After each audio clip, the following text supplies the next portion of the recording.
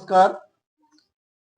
आज हम एक ऐसे अध्यापक के साथ में बैठे हैं जिनसे हिंदी सब्जेक्ट के बारे में कुछ जानकारी लेंगे और कुछ जो हमारे वीडियो देखने वाले जो छात्र हैं, जो अभिभावक हैं, वह देखेंगे कि हिंदी जो है बच्चों को कैसे पढ़ाया जाता है और कैसे वो उसमें अच्छा कर सकते हैं। तो सर के बारे में सर खुद ही बताएंगे कि सर का क्या नाम है।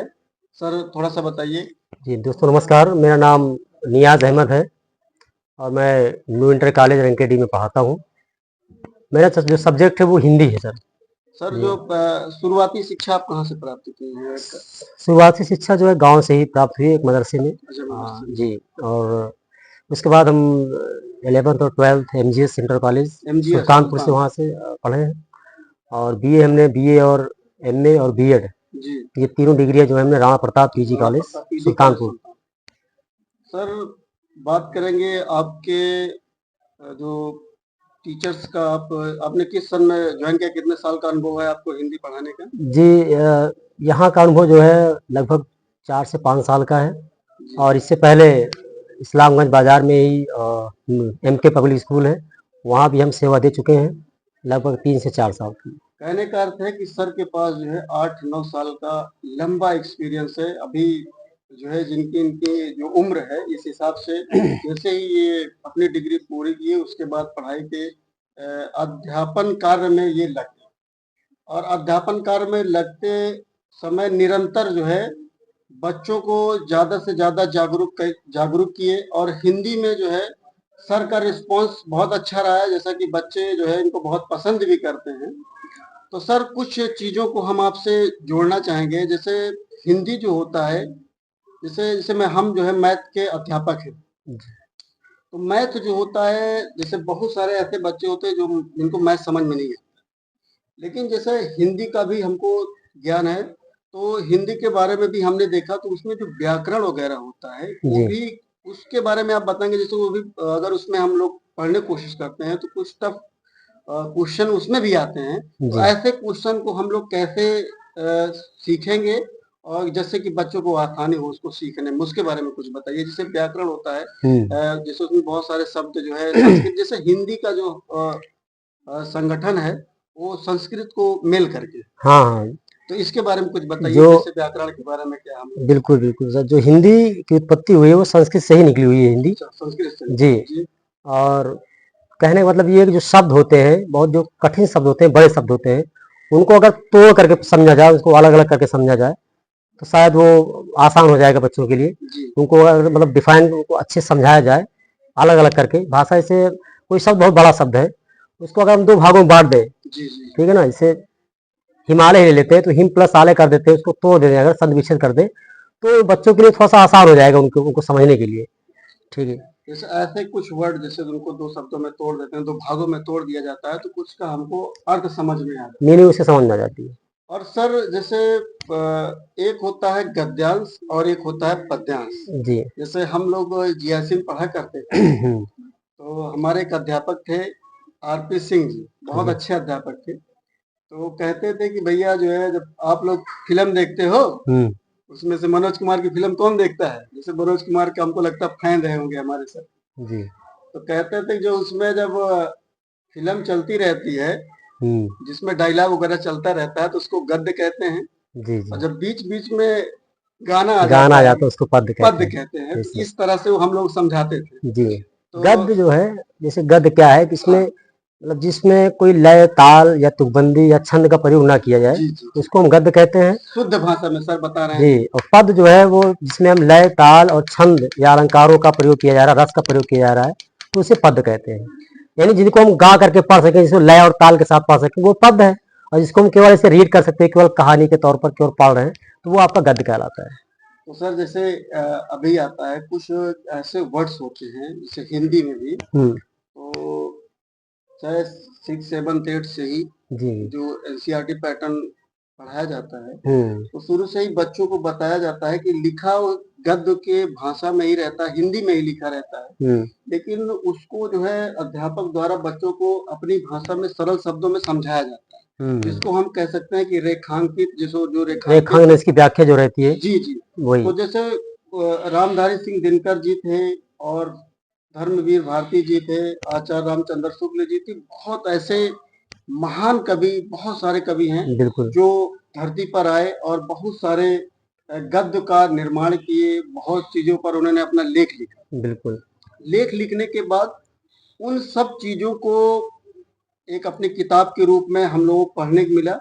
तो सर उसको कैसे आप डिफाइन करेंगे, उसको कैसे बताएंगे बच्चे उसको समझें? जैसे कि जैसे 9th-10th के जो बच्चे होते हैं 6-7-8 की, इनकी जो है, जो हम अपनी बता रहे हैं, हमको लगता है कि सोचने की क्षमता कम होती है। ऐसा नहीं है, सोचने की क्षमता जैसे जो अध्यापक सोच लेगा अभी वो बच्चा नहीं सोच, बच्चा नहीं सोच पाएगा जो जी 6 बिल्कुल। का बच्चा होगा 7 का बच्चा होगा। तो जैसे एक न्यूकाइट था, जी न्यूकाइट एक जी चैप्टर है, तो रामधारी सिंह रामधारी दिनकर सिंह दिनकर दिनकर द्वारा रचित है। तो उसमें लिखा हुआ है कि जो है न्यू की ईट अभी हम 6-7 के बच्चों को बताएंगे तो वो समझेंगे भैया कि जो कोई घर बन रहा है तो दीवार खड़ी हो रही है, हाँ हाँ उसी का न्यू उससे की रिलेट ईट। करेंगे, हाँ तो उन्होंने बताया उसमें न्यू की ईट में कि जैसे कोई बिल्डिंग है तो ऊपर हम लोग जब देखते हैं तो बहुत शानदार हमको लगती है, लेकिन जिस नींव पे वो खड़ी है जिस सीट पर, उसको कोई नहीं देखता है। हाँ वो नहीं देखता कोई से। तो इसको कैसे आप डिफाइन करते हैं, इस बारे में बताइए।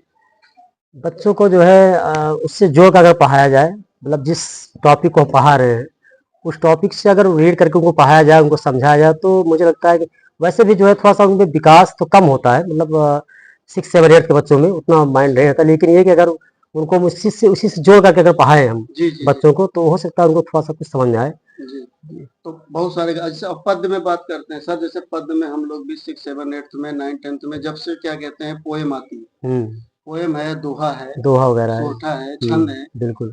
पढ़ते थे तो पढ़ लेते थे उसको, क्योंकि वो कुछ ऐसी भाषाओं में लिखा जाता था, जैसे मानस जो है अवधी भाषा में है, अवधी भाषा में पूर्ण रूप से लिखा गया। बिल्कुल तो उसको अवधी समझना। भाषा में लिखा गया है तो उसको जो अवध में रहने वाले बच्चे हैं उसको आसानी से हाँ उनको समझने में समझ आसानी जाएंगे थोड़ा होती है। सा। और जो कुछ ऐसे बच्चे हैं जिनको अवधि नहीं आती है तो उनको अध्यापक को समझाना पड़ता है। बिल्कुल। तो कुछ ऐसे खड़ी बोली में आए और कुछ दोहा जो जैसे कबीरदास जी ने लिखा, रहीमदास जी ने लिखा, हम्म और बहुत सारे ऐसे कवि है जिन्होंने दोहा लिखा। जी जी तो सर उसको पढ़ते हैं हम लोग, लेकिन उसका अर्थ नहीं समझ अर्थ नहीं पाते। समझ पाते। इस बारे में बताइए, जैसे मान लीजिए कोई एक दोहा आप बताइए जैसे।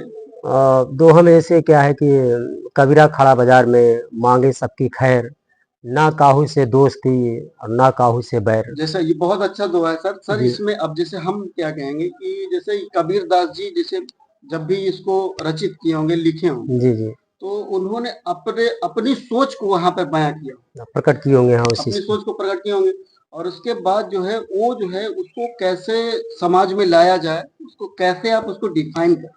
जैसे आज भी देखिए हर ग्राम सभा में हर जगह पर बहुत से शिक्षित व्यक्ति ऐसे भी हैं जो अशिक्षित भी हैं। उनके अंदर जैसे क्या होता है कि अ, उनको जो है अनुभव, एक चीज होता है अनुभव हो जाता है समाज का। तो उनके पास भी बहुत सारा ऐसा अनुभव होता है जो हम लोग सोचते हैं और उनसे सुनते हैं, तो बिल्कुल अगर उस पर गहन अध्ययन करें तो वो समाज में बहुत सही जगह पे जाकर के सेट होता है। बिल्कुल तो बिल्कुल। जैसे कबीरदास जी उसको अपनी भाषा में बताते थे, उसको नोट किया जाता था, उनके जो शिष्य वगैरह थे नोट करते थे, नोट करते थे। उसको फिर किताब के रूप में बाहर लेकर के आते थे, उसको बिल्कुल। लिखित में लाया जाता था। तो उसको कैसे बताएंगे कि वो कैसे डिफाइन होता ये जो दोहा रहता है थोड़ा सा टफ तो रहता ही है, कठिन रहता है, कठिन शब्द है इसमें।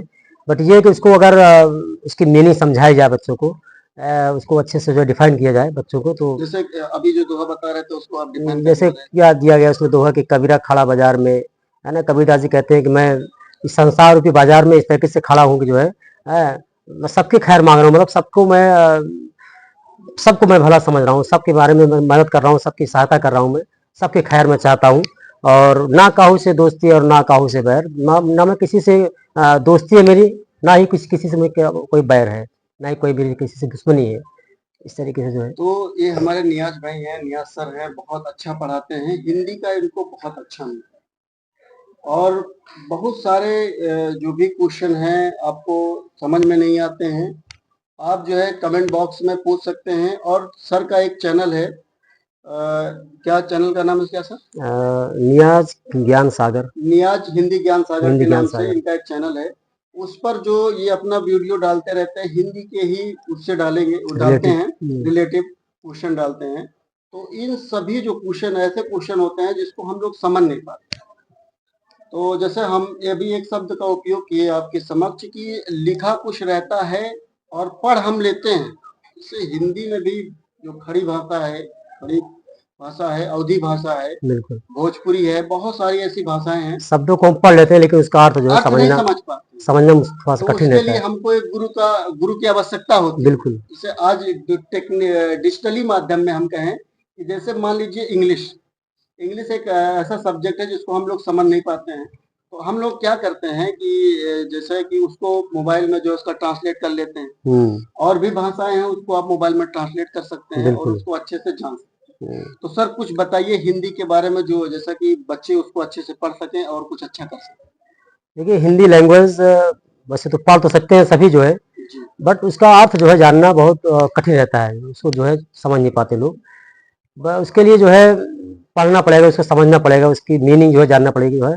जब तक मीनिंग नहीं जाएंगे, अर्थ नहीं समझेंगे, तो इसका कोई मतलब नहीं है पढ़ने का। केवल पढ़ लेंगे आप और समझ नहीं पाएंगे। बट इसमें जो है इसके लिए मैं प्रयास करूंगा कि जो है कुछ चीज़ें, कुछ कंटेंट जो है, जो शब्द के अर्थ हैं इसकी, उसको हम भेजें फ़ोन पर जो है, वीडियो जैसे के कि माध्यम से। जी जी जी। तो सर से ये जैसे सर आप जो है बच्चों को क्लास में जैसे पढ़ाते हैं, तो जब क्लास में पढ़ाते हैं तो कोई आपके समक्ष जो कोई टॉपिक आता है जी। उसको किस प्रकार से बच्चों को समझाने की कोशिश करते हैं? देखिए जैसे माध्यम क्या है, जैसे पढ़ाने के माध्यम है, जैसे a+b का होल स्क्वायर, सर दुनिया को पता है कि a² + b² + 2ab होता है। जी, जी।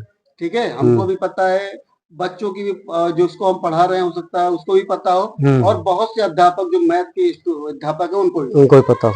सर एक तरीका होता है कि जिससे बच्चे उसको जान, एक ऐसा तरीका होना चाहिए कि जिससे उनको समझने में भी आसानी हो, बिल्कुल। और जानने में भी उनको आसानी हो।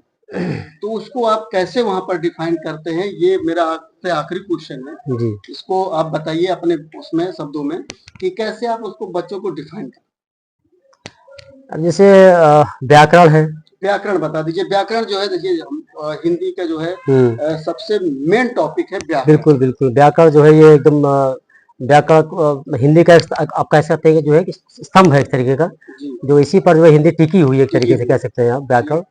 और व्याकरण का यदि ज्ञान नहीं है तो हम सही से हिंदी को पढ़ नहीं सकते या जो है इसको अच्छे से समझ नहीं सकते, ठीक है ना। व्याकरण में जैसे हम संधि वगैरह या समास है, उसको हम कैसे पढ़ाएं कि बच्चों को अच्छे समझ में आ जाए, जी है ना। तो इसके लिए बच्चों को जो है अच्छे से उसको मतलब तोड़ना पड़ता है। ये संधि वगैरह है, जी तो उसको अगर विच्छेद करके अच्छे समझाएं उनको, है ना, मात्रा ज्ञान कैसे, कौन कैसी मात्रा कहाँ निकलेगी वो उसको समझाएं अच्छे से, तो बच्चों को समझ में आ जाएगा।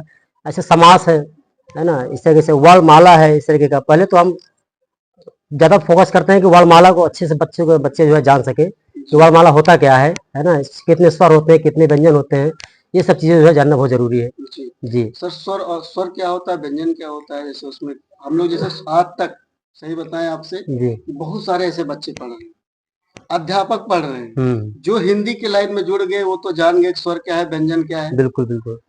और आज तक बहुत सारे बच्चे पढ़ रहे होंगे, हम सबकी बात नहीं कर रहे हैं, ज्यादातर जिसपे फोकस किया जाता है ज्यादातर, जैसे 100 बच्चों में अगर 10 बच्चे जान रहे हैं, 90 नहीं जान रहे हैं, तो ये मान के चलेंगे सब नहीं जान रहे हैं। बिल्कुल। दो 5-10% जान रहे हैं। सर स्वर क्या होता है, व्यंजन क्या होता देखिए स्वर जो होते हैं वो जिनको हम जो है किसी की सहायता न ले सकें, स्वर जो है, ठीक है ना। और स्वरों की संख्या हिंदी में जो है 11 है, और संस्कृत में बात की जाए तो 13 है इनकी संख्या। है? जी स्वर प्रकार के दृष्टि से देखा जाए कितने प्रकार के होते हैं स्वर, तो 3 प्रकार के होते हैं। पहला आपका है ह्रस्व स्वर, जिसको हम कहते हैं, जिसको छोटे में लग, छोटा आप कहा गया, छोटा, छोटी, छोटे, इस तरीके के स्वर आपके ह्रस्व स्वर में आते हैं। दीर्घ स्वर में कौन से आएंगे? दीर्घ स्वर में आपके जो बड़े यानी बड़ा आ गया आपका, बड़ी ई, बड़े ऊ, है ना, इस तरीके से जो है आपके दीर्घ में आ जाएंगे। और एक होता है प्लुत स्वर, इसको बहुत कम लोग जानते हैं। प्लुत स्वर जो है स्वर में देखिए जो आपका जो ह्रस्व स्वर, उसमें केवल एक मात्रा का समय लगता है, एक मात्रा का। दीर्घ स्वर में जो है 2 मात्रा का समय लगता है, टाइम लगता है। और प्लुत स्वर में जो है उससे अधिक यानी 3 मात्रा का समय लगता है। जैसे भी हमने आपको बताया कि स्वर जो है छोटा आ है, उसमें एक मात्रा का समय लग रहा है, उसको हम जल्दी बोल पा रहे हैं आ। इसी तरीके से दीर्घ स्वर है, उसको बोलने में थोड़ा सा टाइम लगेगा, 2 मात्रा का समय लगेगा।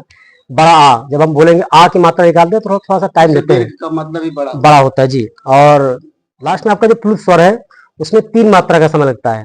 फॉर एग्जाम्पल के लिए जैसे आप ओम कहते हैं, ओम थोड़ा सा टाइम लेकर कहते हैं ना, जब आप जाप करते हैं जो है ओम का, तो समय लगता है, उसमें 3 मात्रा का समय लगता है। ये आपका कहलाता है प्लुत स्वर। व्यंजन क्या होता है सर? व्यंजन जो है व्यंजन उसमें भी जो है वर्ण और अक्षर थोड़ा सा पहले आपको बता दें, क्योंकि बहुत विस्तार से इसको समझाएंगे, थोड़ा सा टाइम लगेगा, समय कम है। व्यंजन जो होते हैं वो का से लेकर के ज्ञान तक जितने भी व्यवहार आते हैं सब व्यंजन में आते हैं। व्यंजन में कई प्रकार हैं, जैसे कुछ व्यंजन स्पर्श व्यंजन है, कुछ जो है अंतस्थ व्यंजन है, कुछ व्यंजन जो है ऊष्म व्यंजन है, कुछ ओष्ठ है। इस तरीके से जो है उसमें भी जो है जो स्पर्श व्यंजन है उसको 5 वर्गों में बांटा गया है। का वर्ग, चा वर्ग, पा वर्ग, टा वर्ग ना, इस तरीके से 5 वर्ग हैं, और प्रत्येक वर्ग में 5-5 अक्षर हैं। कुल मिलाकर के जो स्पर्श व्यंजन है उनकी संख्या 25 है। ऊष्म व्यंजनों की संख्या जो है 4 है, सा सा सा और हा। इस तरीके से ये आपके ऊष्म व्यंजन है, यानी ऐसे व्यंजन जिनको कहने से आपके मुंह से ऊष्मा निकलती हो, थोड़ा सा हवा निकलती हो, थोड़ा सा प्रेशर पड़ता हो, ये आपके ऊष्म व्यंजन है। और अंतस्थ व्यंजन जो है आपके जो आंतरिक हृदय से जो निकलते हो, उस तरीके को आपके अंतस्थ है, जैसे या, रा, ला और वाह, ये इस तरीके से।